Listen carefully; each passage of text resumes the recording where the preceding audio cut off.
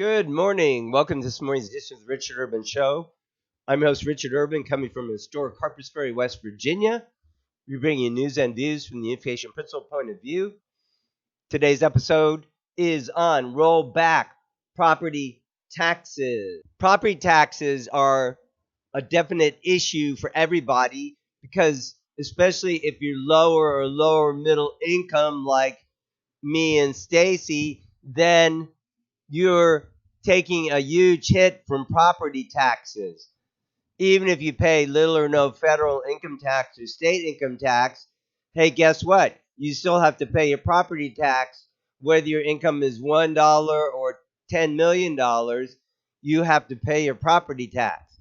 So let's dive into this issue with a couple articles now. So here's an article from the Washington Times on DeSantis seeks to roll back painfully high property taxes. Governor Ron DeSantis is leading the charge in Florida to lower and eventually eliminate the property tax, which for many homeowners has added the equivalent of a second mortgage payment to their monthly expense. Mr. DeSantis likens property taxes to perpetually paying rent to the government. He said the taxes have steadily increased, along with local government spending, making it impossible for seniors and other residents to afford to stay in their homes. Several of the states, including Illinois, Kansas, and Pennsylvania, are weighing initiatives to eliminate property taxes entirely. In response to public outcry, other states are working to reduce property taxes. Here in Jefferson County, West Virginia, about 43% of our property taxes are the so-called excess school levy, which I worked hard with other neighbors toward defeating. We lost, but we did in our two precincts here win approximately half the vote against it. So we showed a formula for defeating it in the future just by informing voters at the polls what a waste it is. Our schools are awash in cash. They take 77% of our property tax with basically zero transparency, and then give this bleeding heart lecture to people, oh, the teachers are going to die, when actually a whopping $1,500 or 2% actually goes to teachers, which in fact is about what they'll pay on their property tax bill for the tax. So this is insane. Anyway, it's not just, of course, the county also gets 23% right now. And of course, they could do excess levies too.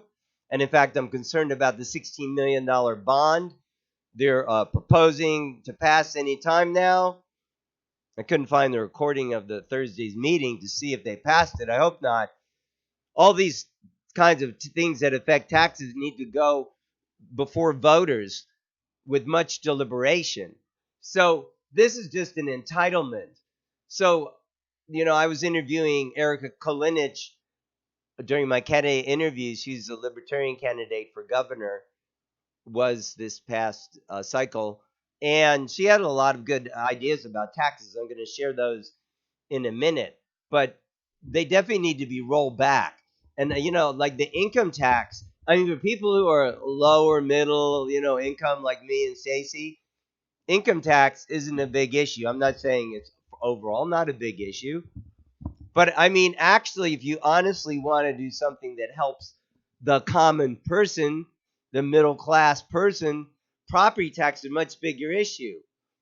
Like I was just saying, you have to pay your property tax. So right now, I mean, even our taxes went up, like in Shenandoah, I think 35% in the last couple of years. Stacy and I own one rental property. Well, golly, Jiminy Crickets, up there, the taxes went up 135%. That's unacceptable. 135% increase? That's insane. So literally, we're paying thousands of dollars of taxes for a very modest property. That's crazy. So anyway, the thing about it is, this is affecting all taxpayers. And one interesting thing, I asked Erica, like, hey, so if we reduce or eliminate property taxes, we're going to get money to pay for things. Hey, guess what? You do what you do in your household. If you don't have money, you don't spend it. Like, for instance, if you don't have money, do you go out and buy a new car, maybe a boat, How about a recreational vehicle? No. If you don't have money, you don't spend it. And that's kind of what happens. Of course, the government is much worse because they're spending other people's money. I mean, they should be as careful or more careful with your money and my money, but no, they're not. So let's have a look at Erica's proposals. I think they're very, very instructive. And I would like to point toward Governor Morrissey to have a look at these and let's at least follow these proposals.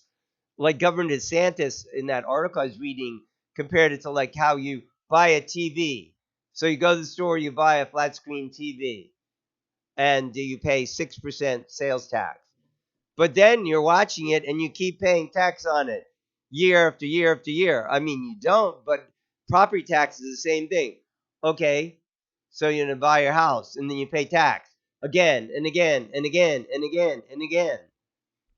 Anyway, it's killing people in Florida. The tax rates have doubled in 10 years. And in fact, like I just said, in some areas of Jefferson County, even in not 10 years, in 3 years, they went up 135%, double plus one third.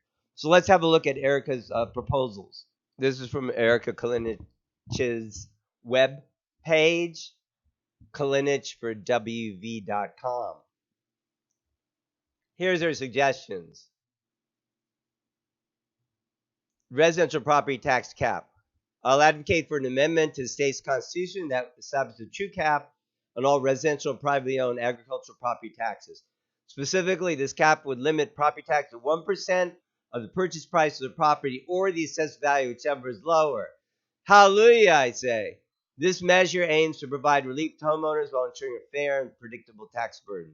2. Additionally, the property tax on all residential long-term care and agricultural land would sunset after you paid a total of 0.5% of the purchase price of the assessed value, which is lower, whichever is lower, for 7 years, allowing homeowners and family farmers stability and predictability, after which no additional property tax would be due.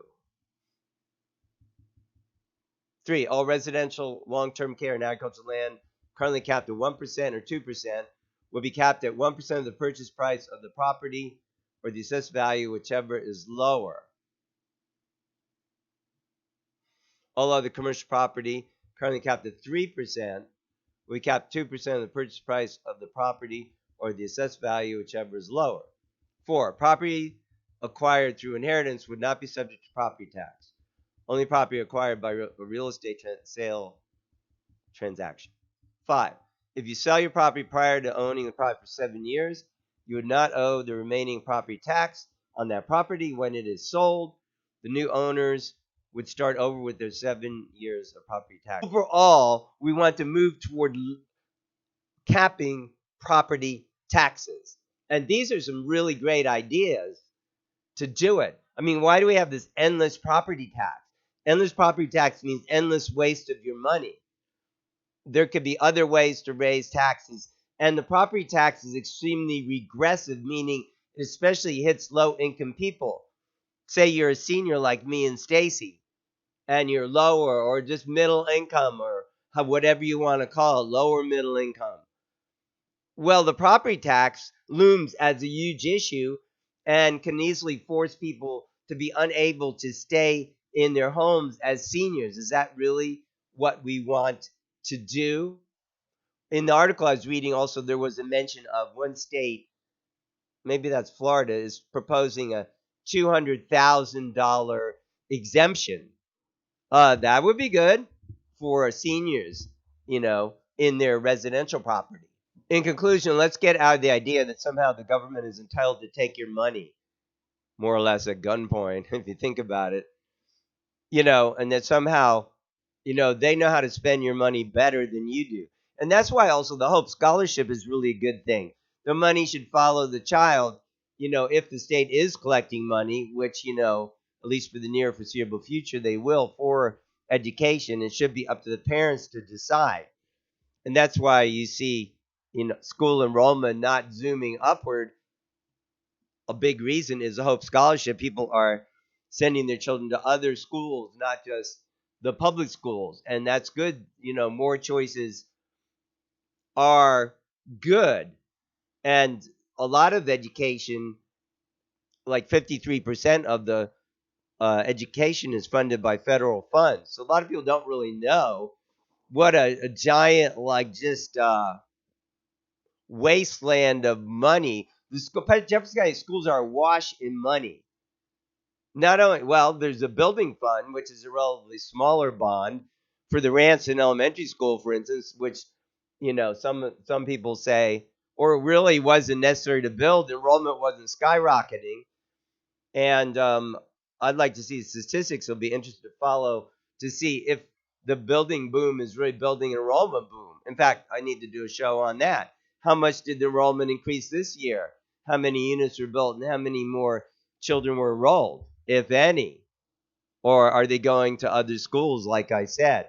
Or maybe, homes have less children, etc. In any case, it shouldn't be an assumption that it's going to boom. They have to show substantial hard data of rising enrollment. And in fact, in the last 10 years, enrollment declined 1,000 students. It didn't rise. So that doesn't mean that we should be collecting more money for the schools. It's just a huge. Anyway, we'll be delving more into that. You know, we I didn't vote to pass it. If you did, I'm very sorry, this excess levy, but we'll be delving into that, where the money is actually going, the salaries that your central office staff are making, such essential positions like, the diversity director, or whatever. I guess they maybe changed the name now since that's out, with the Trump administration, but whatever. Anyway, just a huge number of wasteful staff, and then teachers don't benefit from these funds hardly at all. And, I had teachers tell me that while I was campaigning against that. So, a lot of this is just mantras. Oh, it's all for the teachers. Oh, how about it's all for the administrators at the central office? Maybe that would be more honest. Property taxes are not an entitlement. So let's reform these, Governor Morrissey. Let's get this done. I think that's the best thing you could do. That's way more important, in my opinion, as a middle class voter than income tax reform. I mean, honestly, people like me don't pay a lot of income tax. Yeah, we pay our taxes, but if your income is very modest, like me and Stacy, and you're a senior, or it doesn't matter if you're a senior or junior, whatever, you're not going to pay that much income tax if your income is modest. And, my vehicles are modest. I don't have a new, $300,000 car or whatever. So, where do you pay your taxes? Hello, property taxes. Thousands of dollars that could drive seniors like myself out of their home, in an extreme circumstance. And so let's change that. So we've been talking about rollback property taxes. They are not an entitlement for the government. Thank you for listening. Do be blessed. Do check our site, visionroot.org, for all of our shows. Do check our daily inspiration site, inspiration.visionroot.org. Do you review these shows? Do you comment? Thank you, and we'll see you next week.